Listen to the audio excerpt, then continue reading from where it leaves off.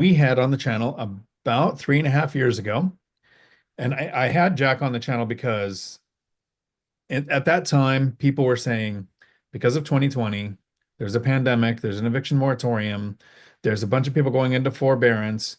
No one should buy a rental, or it's hard to find a good deal. And you bought one in 2020, and then Jack bought another in 2021. And so we had a video. It was Deal Deep Delve number 10. It's still up on the channel. This video we're doing because I want to ask Jack, what's happened with your investing since we talked, and how's your portfolio doing? So let's go through, break down what was the portfolio like when we talked. So go watch the first episode, like Dion said, because the names will make a little bit more sense for what I'm saying. But 'cause I'm sure Dion's not going to edit it to show you pictures of what I'm talking about. Not this time because this is live. This is what goes out goes out. But so Buffalo basically has stabilized. I put a new roof on since we talked. 50-year metal roof that was about 13,500. There's a lot of intricate angles because it was the old classic 1800 style house. Um, that's why the price was higher. Franklin, I did a complete remodel in the upstairs. Nothing from back when we talked is the same. So it's all new. Everything's new. And since as of June, we bought two more rentals that are all connected. So it's on paper two duplexes, but really it's a fourplex. I've looked at a couple of deals like that. I had a couple offers on in properties that had two duplexes on it, and I would have called it a fourplex. Like I've got a triplex, it's a house and a duplex. I just call it a triplex because it's how many units are there. So those you bought since June, and so that means in Hmm. 2024. When did you close on those? Oh, that is when I closed it in June sometime. Okay, so in June around then. Okay. And so you still have the four units you had? Correct. Okay. But I almost sold the one. Was that Woody? No, it was the other one. Okay. Yeah, it was Franklin because the tenant offered to buy it, and I was talking to, I believe it was BuzzTune. If it wasn't BuzzTune, in the comments down below, I'm just curious who it was. Say that this was me, because it's been driving me nuts for like the last hour who it was. But I was talking to someone, and they said, "Well, think about what Dion says. Knowing what you know now about the place, and you had the same opportunity come up in front of you, would you buy that place?" And I told him no. Yeah, And that's that's why I was thinking about selling it, but it's like it still makes money. But knowing that, I had to put, 20,000 into the remodel up on the upstairs, have to go through was it four tenant turnovers in the amount of time I've had it, to have an exploded pipe that destroyed every single fixture and half the plumbing for it. And I still have to put a roof and a two-tier retaining wall into it. I'm going to have almost what the asking price put into the building, and it'll never be worth that much. Now, a long-term thing I'll make out, but it's going to be one that has to stay in a portfolio. Like I can never actually get rid of it. so while we're giving everybody a chance to get questions into the comment section. I want to tell you something that you might have heard me say this in a video, because there's a couple things when it comes to should we buy, should we sell? And my first litmus test is that one that, maybe it was Mikey, maybe BuzzTube, maybe it was somebody else had you go, if you found that deal today at that price, at that interest rate, would you buy it? If the answer is yes, why would you sell it? But you said no, so why would you buy it? So maybe you sell it. But here's what I want you to think of. So I used to run a CDL school before I retired, right? I think the last Mhm. time we talked, I was still working. Yeah, I yeah. still You're still had wearing a a CPS shirt. shirt on and no beard, and I was like still selling my life 1 hour at a time. So I haven't been doing that for 2 years. But when I worked at the CDL school, we'd have an old truck, and they use this one as an example. It was our number 005 truck. It was a 2004 or 2005, and it was old, and Student broke the drive line. The rear end was broken, so we got a new rear end. We had an in-frame engine rebuild. We had all this work done to this truck, and all the instructors kept saying, "We've spent so much money on this truck. Why don't you just get rid of it?" Like you're thinking, I had this plumbing issue. I had to spend all this money. I still got to do this. They still have that same truck, and here's why. Because they have older and newer trucks, but that truck has a new in-frame rebuilt engine, a new rear end, new driveline, has all these things that have been fixed. So after you spend all this money on that property, you then have a property you don't have to think about the plumbing for 20 or 30 years. If you had to do the roof or if you had to do whatever, you now have a protected asset. So even though, yeah, sometimes it feels like we're spending money to keep the asset up and it's not worth what we put into it now, but in 10 or 20 years, the value will be more than what you put into it, and you will have had those upgrades done. So I don't know that expenses would make me sell something. High turnover would make me maybe think of getting rid of it, or losing money on cash flow would make me think of getting rid of it. But I've bought properties knowing I have to put a roof on it. So you buy the two duplexes. How are those going? I just want to finish up with one thing about Franklin and before moving on. Sure. The I took a page out of your book when it comes to where you advertised, and so the person upstairs now is an up-down duplex. His dad lives next door and he takes care of him, so he's going to be a long-term tenant. And the person downstairs, I forget what branch of the services he's in. It's either Army or Marines. I know that's a drastic jump and you guys hate each other, but it's one of those two. I know it's not Navy or Air Force. But he his goal is to last 20 plus years in contract and stuff. And he flat out told me he's just like, I'm only going to be here like 4 months out of the year. Yeah. So, and that's it, Franklin. Yeah. Okay. And that's the one you're thinking of selling? Well, no, the deal fell through, so I'm just going to keep it now because, like you said, and like it's funny because as soon as you said frame rebuild, I knew where you're going with that because I come from a family of truck drivers and stuff. And I was like, you're right, you're right. I was like, I never quite thought of it quite that way, but yeah. Yeah, that's the whole point of that story is we make a decision. Sometimes we're just thinking, how do I feel? Right? I feel like I'm Hmm. spending a lot of money on this. But yeah, you are spending a lot of money. But now the money's in the property. How did you find the two duplexes? The MLS. So from the MLS again, and Yep. this was in 2024. Hmm. What was the purchase price? You're gonna laugh because this story's gonna sound really familiar. They were asking they were asking three, and I told my agent I wanted to offer two, and he said, "Well, they're probably not gonna talk to us for two." I was like, but he's like, "But I'm game. Let's do it. Let's see what happens." And they came back, or they waited a couple days and came back and said, "Would you do 250?" And I said two, Yeah, it's like I've heard this before, but yeah, this is cool. Keep going. and they came down to 230, and I said two, and I Nice. told him I told him at that point, I was like, if they say anything below 220, take the deal. Right. I was, and they offered 215. And I was like, well, I guess we're under contract. There you go. So you pick it up for 215. What area is this? Because people are going to ask, where are you investing? This place was half hour, 40 minutes north of Pittsburgh. Okay. I'm Is waiting that for one of my the car. places I'm being waiting for my hit? coffee to cool. Is that one of the places being hit by really bad winter right now? Uh, Or is that further east? no, it was supposed to be us. Around us got pounded, but for some reason it it just got wickedly cold and just kind of just threw sleety snow on us. Okay. The two duplexes, so it's 4 units. Were they occupied when you bought it?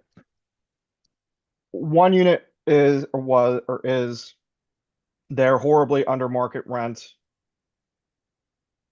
So you had three empty units, one occupied unit?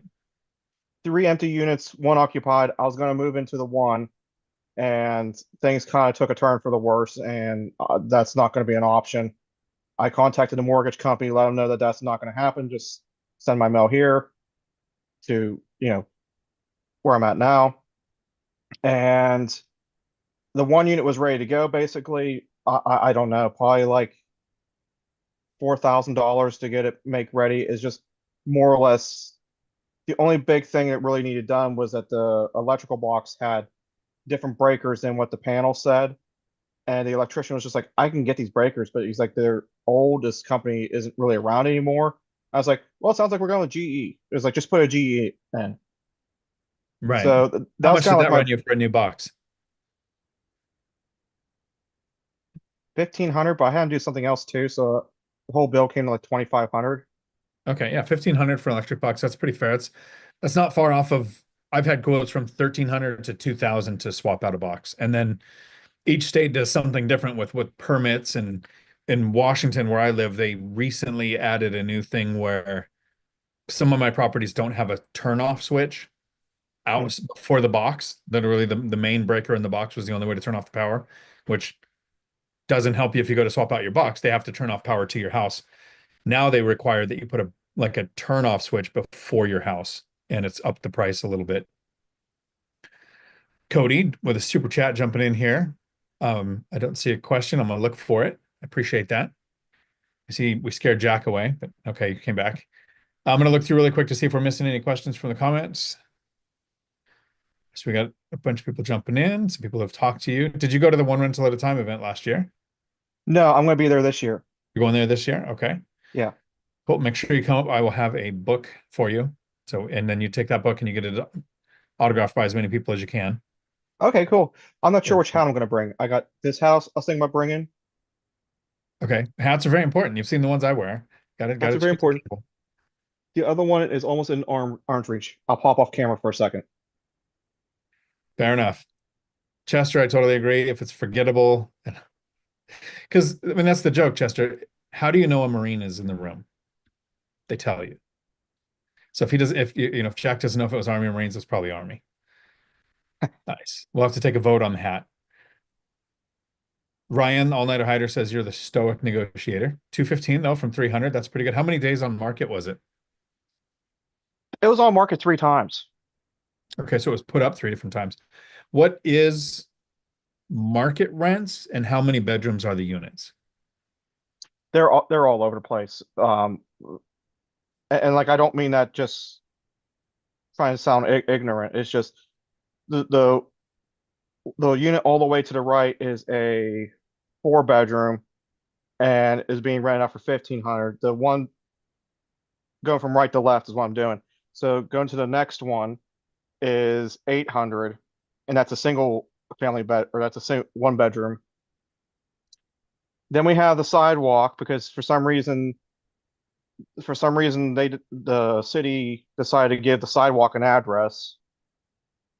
I don't understand that.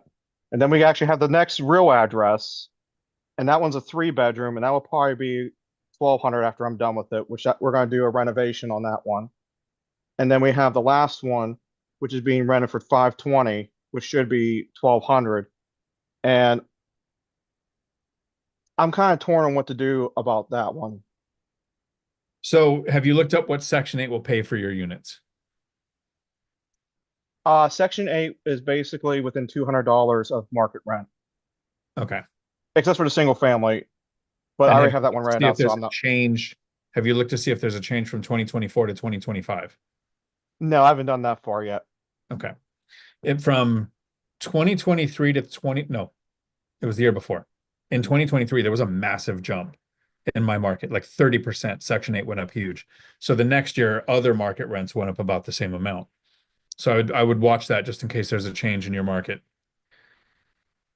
So they're 520 and and market rents would be 1,200. What do you think the binder strategy would get you there? How much do you I think that would make? I think I can get doing the binder strategy. I can get up to 700. So you may be surprised. So would you be happy with 700 or would that still be too low? Well, this is why I'm a little bit conflicted because would I be happy with 700 for it? Yes and no. It's a mother and a son. The son has some mental problems you can tell, and the mother, I think she said she's in like her 90s or something, and has different health issues, obviously. So I'm kind of honestly, I was sitting back thinking, if I can get him up to like 700, Yeah. I'd be happy with that and just let him ride it out for a while. Because So eventually, let me check something really quick. This is kind of how I would do it. And Mhm. so that you could feel good about yourself at the end of the day, not like you kicked somebody out of their house or like you took advantage. Um, I want to look up something and I'm going to share my screen so I could show you. This is how my mind would probably process this.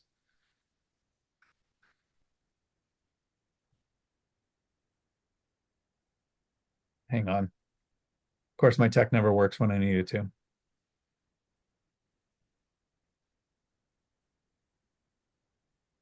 So we're going to look at 2025. What state again?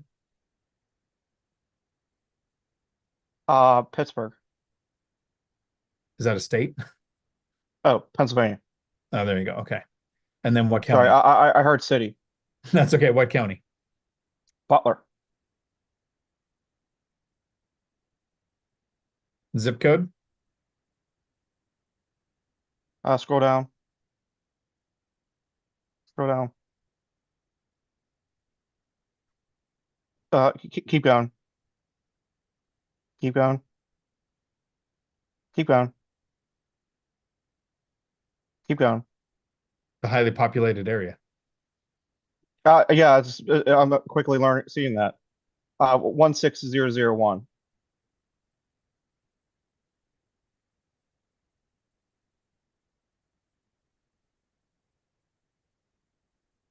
There it is. How many bedrooms is the unit that they're in?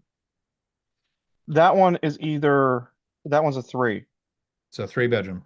So section 8 So, 1490 as of 2025. mhm,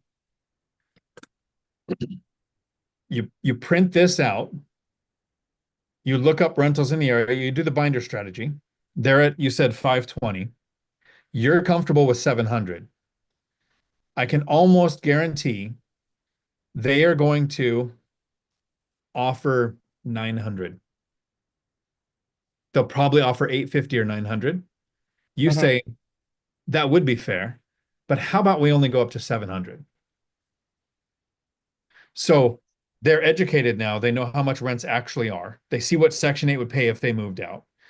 They know what their budget is. I've never had a tenant not offer about the middle. So if Section 8's 14 and they're at 5, they're going to offer somewhere around 8 or 900. And then you knock it down to what you're actually comfortable with. You'll have a happy tenant who knew they actually offered to pay more. And you said that would be cool. Maybe we'll do that in a year or two. But this year, how about we go to 700? That's how I would do the binder strategy on that tenant. Because the alternative, what most landlords do and why people don't like landlords, is they just kick the tenant out. They just say, I'm going to rehab the unit. You have 90 days to get out. No questions asked. I don't care what you offer to pay me in rent. You have to get out. Then they spend $10,000 rehabbing the unit, maybe 5 to 10,000, and then they list it at market rents. So yeah, you'd make more rent. mhm. You'd have the expense, but you'd also have that feeling of just kicking someone out of their house. That's what I'm trying to avoid. So if you do this, you print out Section 8, you print out some rentals in the area of three bedrooms, and you say, look, here's what I would get if you moved out. Here's what Section 8 would pay. What do you think is fair? Right? They're not going to say 1,400. If Section 8 will pay that, that's what we'll pay. But they'll pretty much split the difference. And then if that's too much, if you don't think you'd feel good if it went up that much, then you suggest 700 or 750 or something. And you'll have a much happier tenant. You don't have to do a rehab. I don't know what point in the discussion I would do that though. I'm waiting to honestly get the unit that's next to them done and a few projects done. But and I'm not gonna be able to complete all their projects till probably like the springtime because some of it's concrete work. Yeah, that's going to be loud. So, It's gonna be loud, and that's kind of like one of the big things that they requested when I took over the property, and it was kind of already. I had so many other things going on that I never got around to it. Unfortunately, I should have prioritized it better. But I don't know. I want to get the concrete work done and then come back and talk to them a little bit. so there's a comment here from Tony saying that I forgot the Tacoma FI meetup tonight. No, Tony, I didn't. I had a friend reach out today and ask me to serve eviction papers for them out here in Mm. Kitsap. There's no way I would have made it to you guys in time. I want to see a picture though. And then BuzzTune with a super chat says, good job. So what does, so your portfolio has grown as of last year. You've almost basically doubled it in size. Mhm. What do you think you're going to do in 2025? I want to stabilize some of the bigger projects, and I think I might switch investment strategies a little bit. So instead of, well, I want to finish the remodel project I'm doing, and then I might switch investment strategies a little bit because I'm not sure if you saw me on Zuber's channel recently, but I was telling him about how I always had like an imaginary buy box that would only trip like two or three houses like an entire year. And all of a sudden, in this new area, which I expanded into this new area, which is where the fourplex is, there's now six houses that fall in that buy box that kind of pop on and fall off. And what I'm looking at is single family homes that are less than like $55,000 that I could stick 50% equity right from the very get-go and put less than $4,000 in rehab costs just to get them up and going. Which lender would you use for a mortgage or a loan of that size? Because that's going to be the question most people ask is a lot of lenders won't lend for less than 100,000. Hmm. So what lender do you use when you find a property like that? I use a credit union. Okay. There's a credit union that will help me out, and there's and then I'm hoping to get all these little properties, like maybe three or four of them in total, because I don't want a whole ton of them because they're all like 800 square foot houses. There's on street parking. There's a million steps. Like there's a reason why they're priced the way that they are, but also they rent for killer amounts of money and people pay it. Yeah, so the thing that helps me determine it, so many people focus on yield, right? What is your cash on cash return? That's almost Mhm. what everybody goes to. I look at, is it going to make my life better or worse? Right. And so for me, that's low tenant turnover, right? I've my goal is to have less than one tenant turnover a year if possible, right? And as your portfolio gets bigger, that's probably harder to maintain that. So if you buy those types of properties that have off-street parking, a lot of stairs to go up, what do you think the turnover is like for tenants at a place like that? I think it's going to be kind of consistent with what I already have. They'll probably be around for like 3 years or so, and then they'll bounce to someplace else because it's in a weird part of the area. If there's a certain area, kind of like how you are, you know where not to go. This is up the hill from that area, so there's good people trying to get out of there, and it's just kind of like a middle holding ground area Okay. for people. As long as you're planning on that 3 year and you know that your turnover every 3, 4, 5 years is going to happen, uh, Mhm. if you're able to set aside money, if you have the discipline to actually set aside money and you're ready for that, you know, minimum $2,000 or $3,000 when they move out. Usually it's around 7 grand when a tenant moves out. I mean, the smaller the place might be a little less than that. And once you have good flooring in, that can actually go down quite a bit too. Yeah, I've been revamping the flooring and stuff. When you say that, are you doing the flooring yourself or are you hiring contractors? It depends. It depends on my mood, honestly. Like flooring's like one of those things that I'm actually fairly decent at, and I do enjoy doing it for some goofy reason. No, I've Like, enjoyed doing flooring myself too. And I would say in like the first 5 years, I think I did the flooring whenever I had to turn it turnover just to kind of learn how. yeah. Uh, it's so much simpler than people think. Hmm. basically you need a box cutter. You can, and I mean, except for some weird angles, you might need a saw or something. But all right, so what about painting? When you paint a unit, is it you or do you hire a contractor? 50/50. 50/50? Yeah, because I have the landscaping company, and one of the things that we do is painting. So a lot of times it just makes sense to have someone that works for me go over, take my equipment over, shoot the whole thing in primer, and then I can go over later and just roll the paint out. So I'm surprised I haven't made a video about this, but here's how I handle paint. When I first started, 2015, 2018, when I would have a tenant turnover where there was paint involved, I would get bids from contractors, painters, people who actually that's their business is they did painting. And so I end up painting myself. I'd be like, nope, I'll just do it on a weekend. And every painter I've ever talked to says, oh, you don't want to do that. There's so many tricks that a painter knows that'll save you money. I'm like, no, they'll save me paint. They might save me time, but the cost was, I mean, $2,000 to $6,000 in labor to paint Mhm. like an 800 square foot side of a duplex.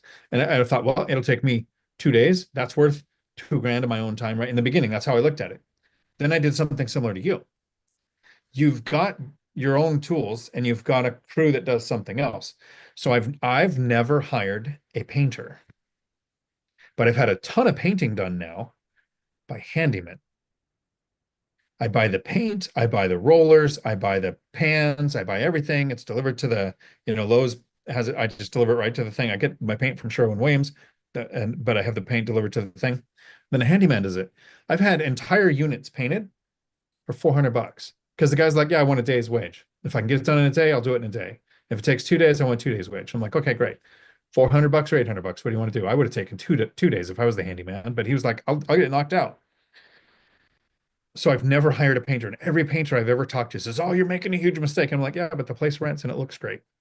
Like my Well, one handyman, I had to have a class with him though. I literally had to go, "Look, your rollers, you're using a half-inch nap. You can't do that. You got to go with these 3/4."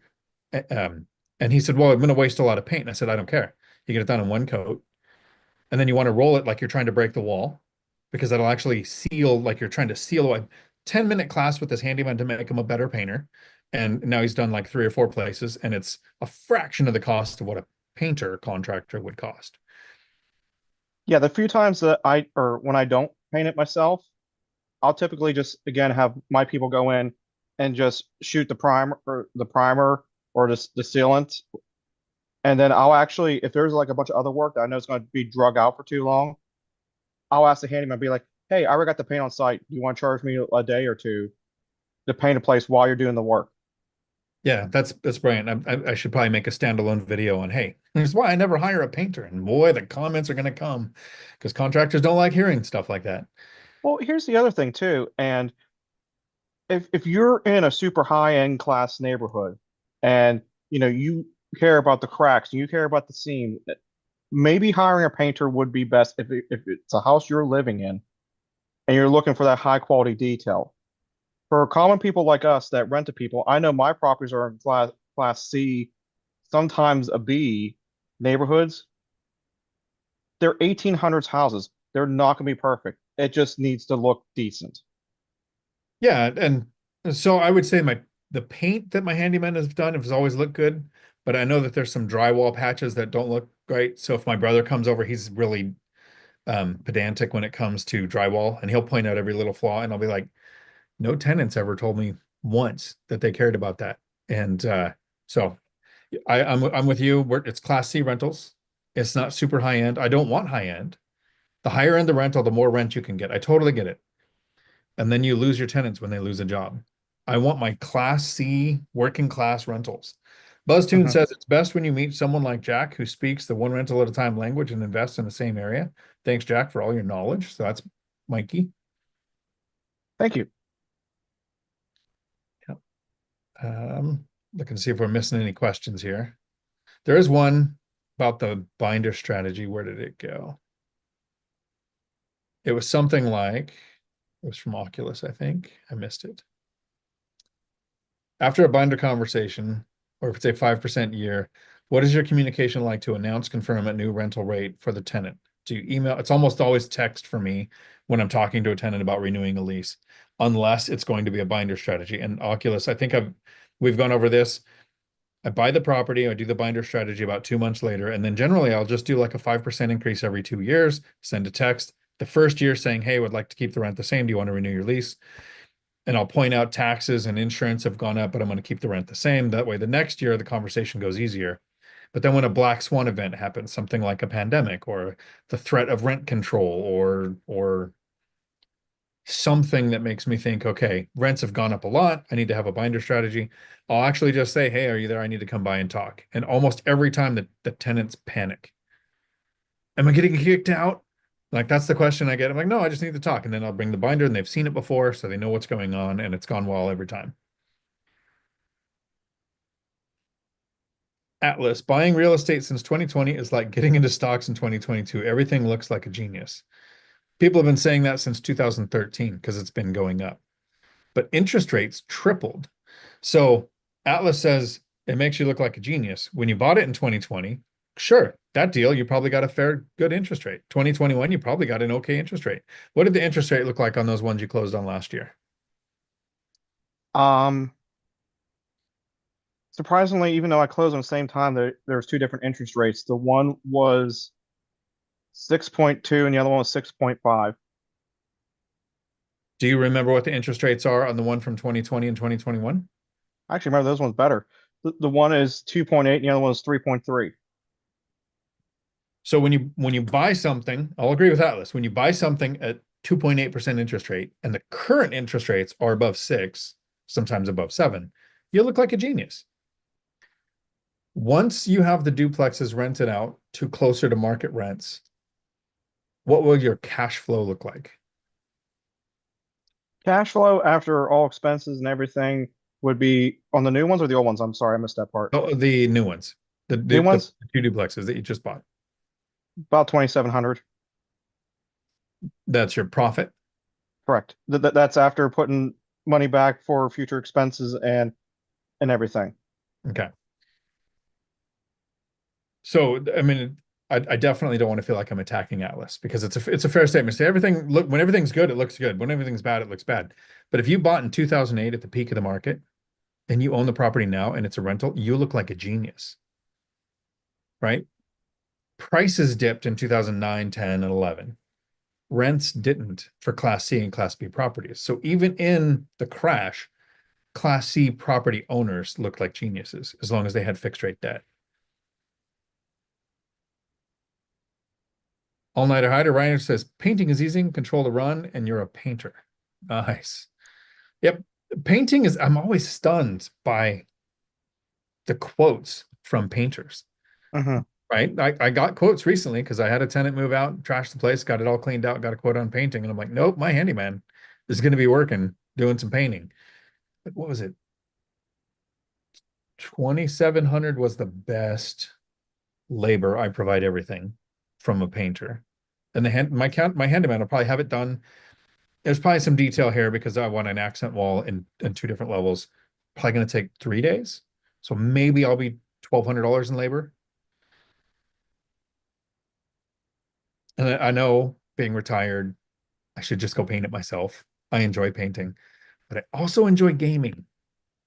So it's kind of hard to game while you're painting. Uh, Gone paint or fishing, gone fish painting, all nighter hider. There you go. Atlas on the nearest corner. If there isn't a hair salon, liquor store, or boarded windows, I'm game. Nice.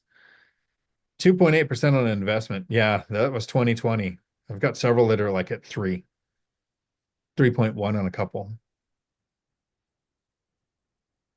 Chester says the best time to plant a tree was 10 years ago. Totally agree. All night, Cablagoon, Cabulus says there's always Class A info and it's not goofy info and realtor lingo that loses people. And I'm in the industry. Nice. Well, I appreciate you coming on here. Did you start Jack's Business Talk? Let's talk about that. Yeah, so that's actually started. It's 150 videos deep now. Uh, Last I looked, it was at 46 subscribers. Well, hopefully we can fix that tonight. Jack's Business Talk. Looking for it. I think I got a short that popped up. Yeah, it's usually the one of me and Trade Better 99 for some reason. Anytime I search, And then I'll find, can subscribe right there. I see you do a lot of shorts. Yeah, I was looking at your shorts, got videos. Good. All right. I'll have to check some of these out. Because you also invest in stocks, right? At least you said that last I time we talked. I did, and now I don't. Fair enough. Uh, I I didn't invest in stocks, but I contributed to retirement accounts when I was Hmm. working. And that was to me stock investing as close as I ever came. And I emptied those accounts out in 2020, bought a triplex too. So, like Atlas says, I look like a genius because I did that. Unless you're the type of person who likes retirement accounts, which I just don't. So, what happened with your stock investing? Well, it all kind of starts. So, like when I was in middle school and in high school, I was doing most of the investing myself, and I paid for 70% of my college by doing that. My parents just set up and they just did it for me because I wasn't actually legally allowed. But then this second time through, it just wasn't growing the way it was. I knew that I was decent at it. I knew I wasn't the best, and that I was just like, you know what? I'm tired of playing around with all this stuff. I was like, the real estate's growing a lot faster. So to help close on the fourplex this past year, I emptied everything out that wasn't in my 401k or Roth IRA and shoved it into the down payment of that place. Nice. And you probably know this watching some of the content, but I don't feel like you spent that money. I feel like you moved it. It was in those accounts. Now it's in the properties. It's still there. That money's still yours. You can sell someday. You can do a cash out refinance, take out a HELOC as the equity, as the appreciation goes up. That money's still sitting there. I'm not saying stocks aren't good. I'm saying I don't think I would want to correct somebody who says I invest in both. But I think people do better when they pick one and master it. Uh-huh. And once your portfolio is like 20, 30 rentals and you have 20 or 30,000 coming in every month in profit, yeah, maybe you start funneling 5 grand a month into an index fund and you just build a stock portfolio that eventually grows into something outside of real estate. But I'm not even there. Like I'm still not because I just know the money builds up in the account. I'm like, okay, I'll find the next rental. The next rental will be more cash flow, levered appreciation, levered depreciation, tax benefits. So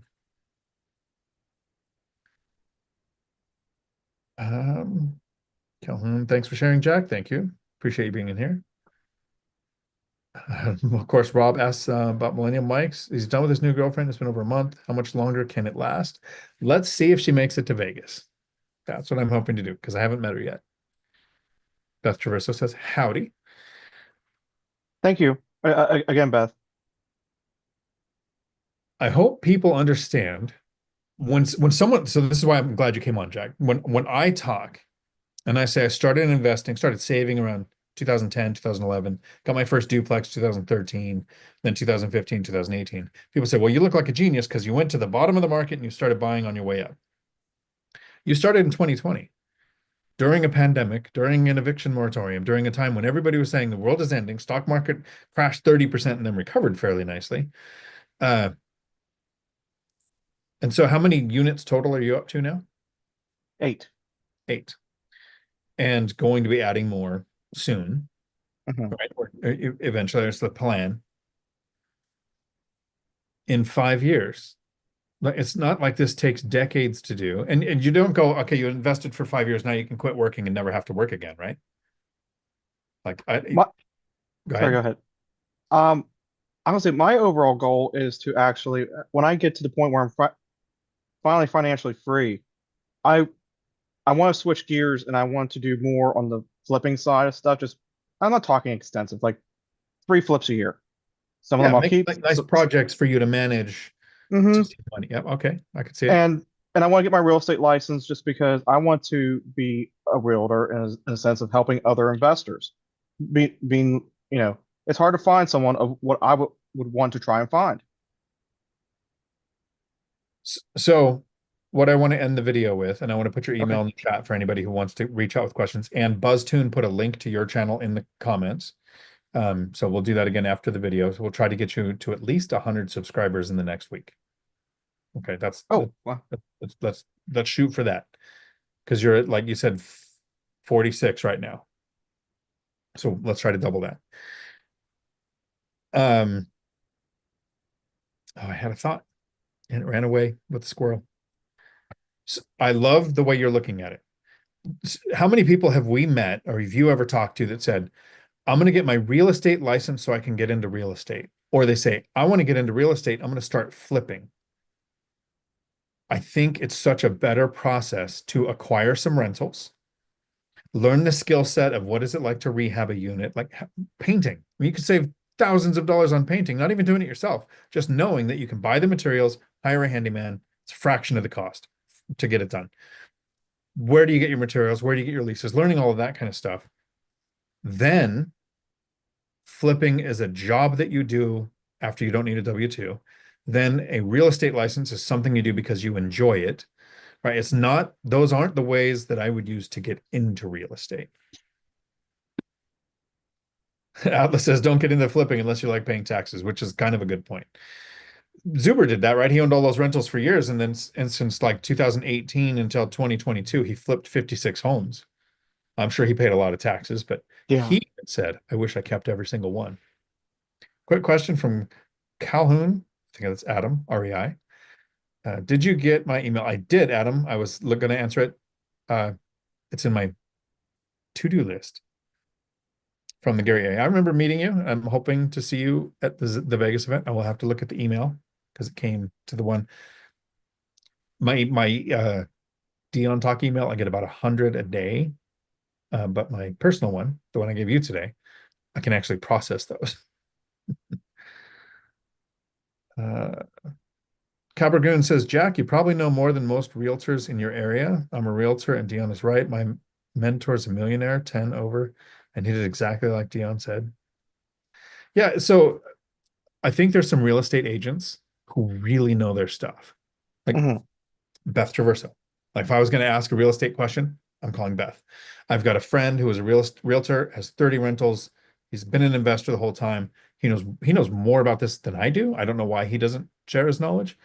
Uh, but then there's also the 98% of realtors who never own a rental property, never work with investors. They work with home buyers. They do one deal in their first 5 years and probably quit. Like there's a large number of realtors who don't do it right. There's some that do it really well. Atlas says debt is tax-free. You can grow faster. Yes, there's higher interest rates, but it's still better. Nice. With that, we're going to wrap this up. Thank everybody for hanging out with us Do you random. mind if I give a shout out before we go? Oh, go for it. I want to give a shout out to Marco Shear, the financial firefighter, because he kind of pushed me into getting the channel actually started.